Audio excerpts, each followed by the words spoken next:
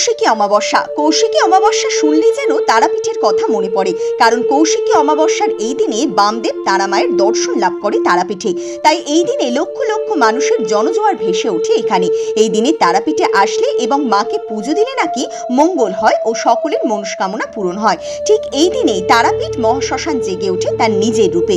এই দিনে হাজার হাজার সাধু সন্ন্যাসী ও অঘরীরা এখানে যজ্ঞ করেন মাকে পাওয়ার আশায়, এবং অনেক মানুষ এখানে যজ্ঞ করান বিভিন্ন সমস্যার সমাধান থেকে মুক্তি পাওয়ার আশায় ও পরিবারের মঙ্গল কামনার জন্য। তাই এই দিনে আসলে এক আলাদা রকম রূপ দেখতে পাবেন এই তারাপীঠে। এবং এই দিনে হাড় কঙ্কাল ও নরমুণ্ড দিয়ে সাধু অঘরীদের দেখতে পাবেন সাধনা করতে। আর ঠিক এই জায়গায় হয় সব থেকে বড় যজ্ঞ, যেটি দেখার জন্য হাজার হাজার মানুষের ভিড় হয় এই জায়গায়। একসাথে একাধিক যজ্ঞ করতে দেখতে পাবেন এখানে। কারণটা হলো এই দৃশ্য কৌশিকী অমাবস্যার। এইরকম ধরনের আরো ভিডিও দেখতে আমাদের চ্যানেলটি সাবস্ক্রাইব করুন ও পেজকে ফলো করুন।